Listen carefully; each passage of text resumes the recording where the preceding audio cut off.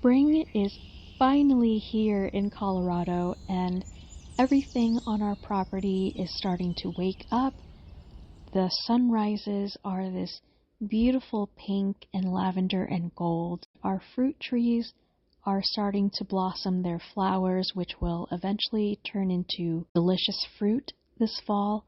7 to 8 months long winters here in Colorado, and spring is finally here. It's such an exciting time. In this video today, I'm just going to show you a little bit about how our day went this first day of spring. And here are Grace and I just got her up from bed, and we're starting the day together. Good morning.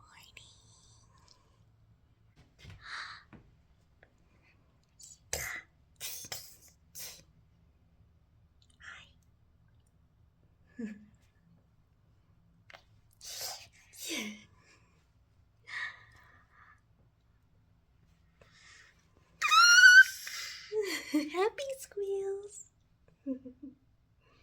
Also in this video, I'm going to be showing you a little bit of the start to my planting season chores. So I'm going to be planting some peonies, some gladioluses, and other things. My pastor and his wife are going to be joining us for lunch today, so I'm going to be making some potato salad and some lemonade. The nice thing about them coming over, besides us getting to know them better, is my pastor's wife is a master gardener, so I get to pick her brain about what I dream of doing to our property and get her input. I will not be including my pastor and his wife in this video just to respect their privacy, but maybe in future videos I will ask them if they would care to be in any of my videos. This is more or less how Grace and I start our mornings every morning. We open the windows and look outside, talk about what we see, and then with classical music on, I waltz around the living room with her. She loves it. And I'm just taking another sip of coffee real quick. And now, before the sun is too strong, I'm going to water my berry bushes with some fresh rainwater that my husband collected for me over the last couple of days. If you didn't know already, rainwater is rich in nitrogen, but not too much so that it would burn the plants, and so plants love fresh rainwater.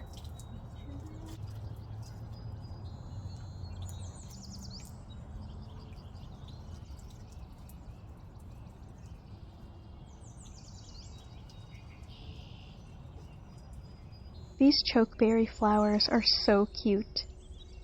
Delicate but cheerful. Now I'm going to be preparing the potato salad. At this point, Grace had already had her first nap of the day, and I've showered and changed, and she's been changed and put into a cute little outfit, as you see here. The tricky part about preparing food with an infant who is quite clingy is that she always wants to be underfoot, but she doesn't necessarily always want me to hold her or wear her, so I have to be a little creative on how I navigate around the kitchen, and do so in a safe way for both of us, especially my baby. Because, as I said, she is always underfoot, either tugging away at my apron because she loves big poofy flowers, or just standing there staring at me. If I've been cooking for a while, sometimes Grace gets really upset and needs my attention, so I drop everything I'm doing, I turn off the stove, and I entertain her for a while until she's content, and then I go right back into cooking. She likes to chase me in her little walker, and so we play our own little version of tag or hide and seek, and it's really fun.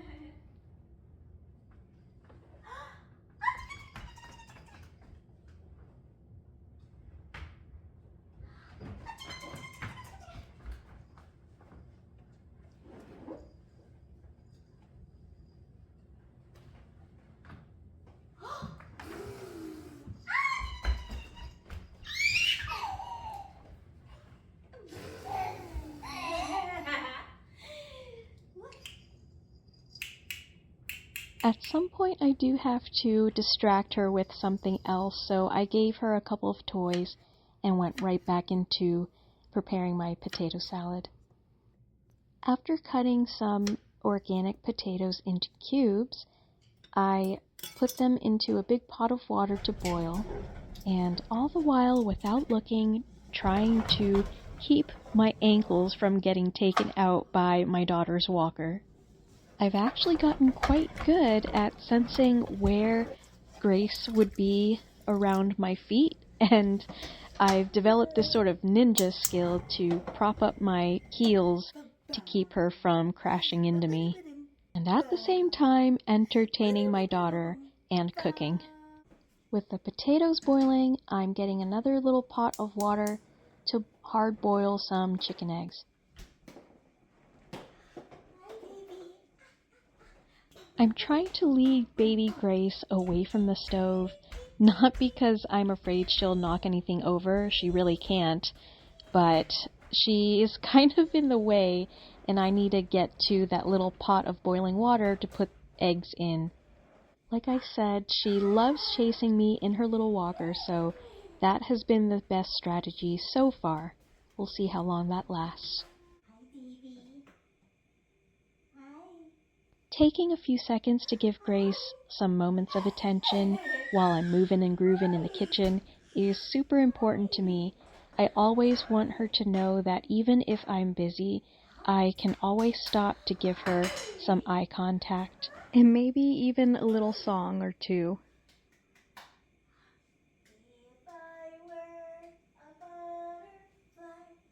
As Grace gets older and she can comprehend my words better and I can reason with her, of course, if I'm really busy, I would let her know that right now is not a good time, Mom's super busy, so I would still love to hear everything about your day, or I want to play with you, but just give me 15 more minutes or, 10 more minutes, something like that, and go from there. This is kind of a technique that I used back when I was a nanny and when I worked in daycare and as a preschool teacher, and it was really effective, so I'm going to transfer that into my own parenting.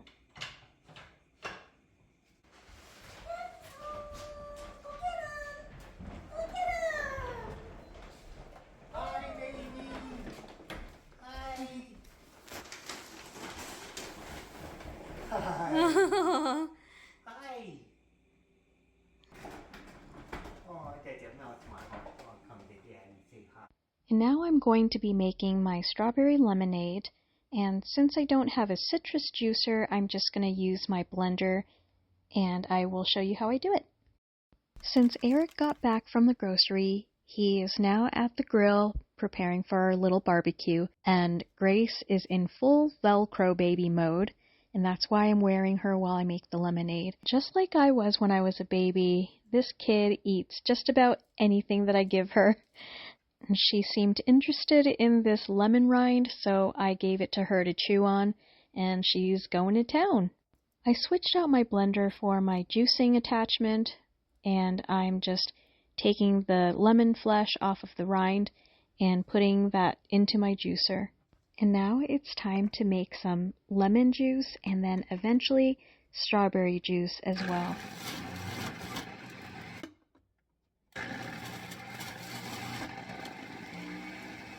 Here I'm trying to put cane sugar into this little pitcher, if I could get it open, but I later realized that I didn't want to take any chances with melting the plastic with hot water, so I put the sugar instead into my near indestructible Pyrex measuring cup.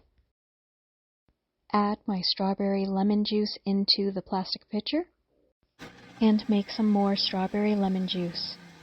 Now taking the hot water kettle and holding it as far away from Grace as possible, I'm pouring in the hot water into the sugar. And I don't know why I picked this spatula or whatever it is to stir the sugar until it dissolves, but that's what I'm working with and it was good enough. My pastor and his wife came by around this time, and so I'm going to end this part of the video and move into the next part of the video. So come along with me as I do my springtime planting.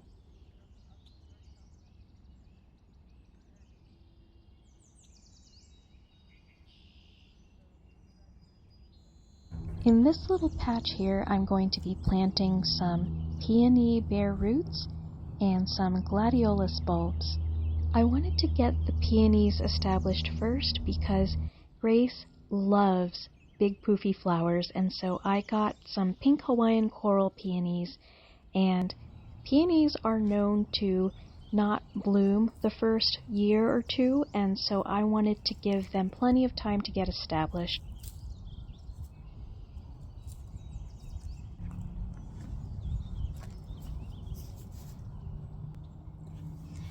So now, sorry for the glare, but I am going to unbox my Amber Mystique gladioluses.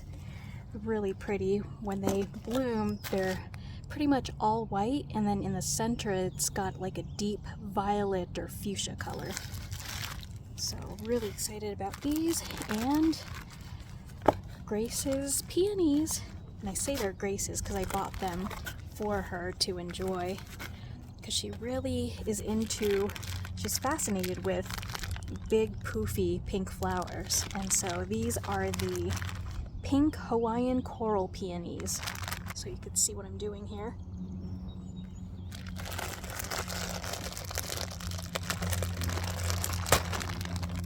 And let's see.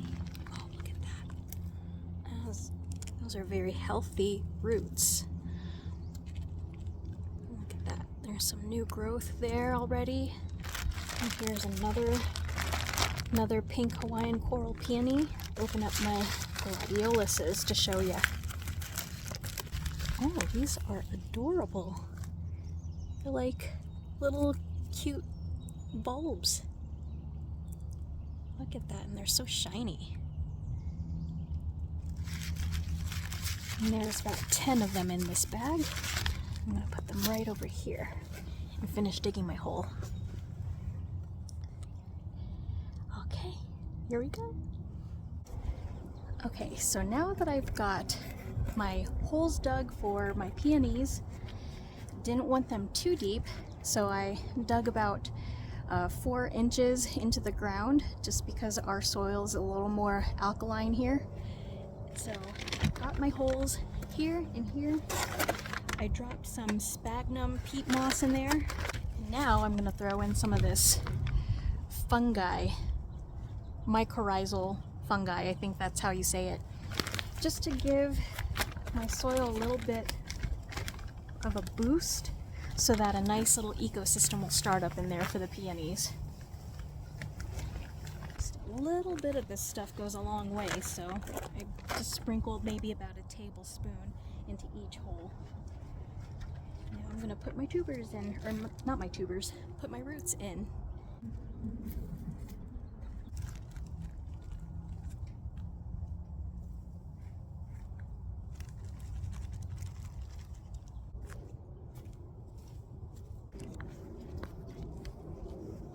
Just wanted to show you while I'm doing some gardening work. Alright, so burger break is over.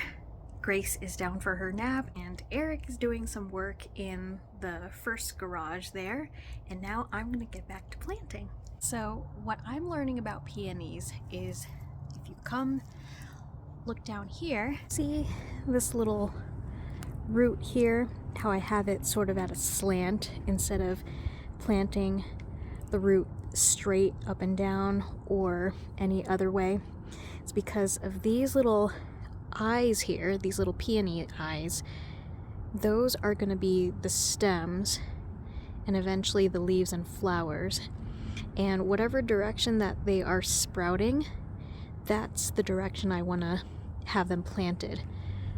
So I want to make sure that they are able to sprout up. And so if I were to plant them just straight up and down, You see the direction the eyes are growing, sort of this way? That's not what I want, because then they're going to grow basically into the soil. So I want them to grow up towards the sun, towards the air, and so that's why I have it at a slant here. That looks about good. Now I'm just going to backfill the soil, put a little bit more sphagnum moss and a little bit more mycorrhizal fungi in there, and I am going to fertilize this, just not today because I don't have anything with a good amount of potassium. I just have fertilizer that is nitrogen rich, and peonies do not like too much nitrogen. They more so love potassium. But yeah, this is kind of a learn as you go process for me, and I'm enjoying everything that I'm learning so far. But of course, you know, there's a whole art and science to this stuff, and I want to make sure I'm doing it right. And also, while I'm backfilling this soil, let me also just tell you that normally, I read somewhere that you'd have to soak the peony roots in some water first to make sure that they're super hydrated before you plant. And you don't want to just oh, sorry, you just see my mouth there. You don't want to just not soak them and just drench them in water after planting, because you could risk root rot. And so that's why you want to soak the roots first before planting, and then put a little water in there. For me, once I opened the package and saw how moist the roots already were, I wasn't too concerned about the roots being too dry, and so that's why I'm just planting the roots into the ground without soaking them for a couple hours first. Just a little FYI for you. Okay, so now that I have my first peony root planted, I'm going to go ahead and plant the second one, and then I'm also going to dig my holes and plant the gladioluses.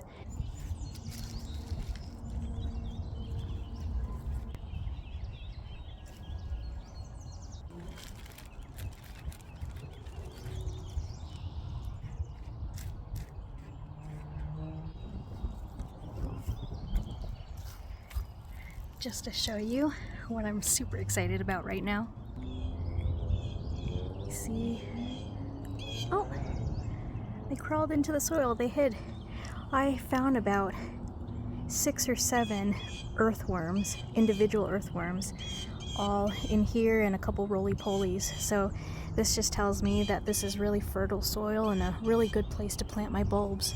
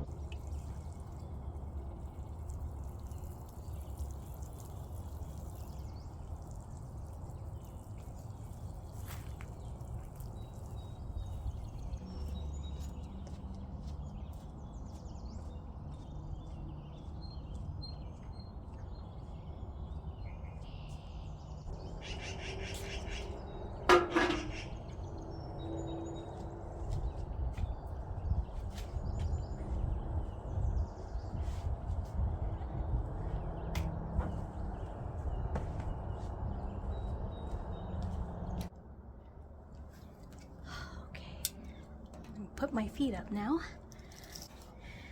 So here are some of my takeaways from that planting experience. First time ever planting peonies. It was very enjoyable. I hope it works out. And the biggest things that I learned about peonies is that they're more hardy than I thought. I am not sponsored, but I do want to give a shout out to Brex is the company where I got this from, and I highly recommend them. Again, I'm not affiliated, not sponsored. I just really like this company because of how healthy everything comes in, and the price point is really reasonable. So go to their website and check them out. Anyway, before I blab anymore, that's it for this video, and I'll catch you in the next one.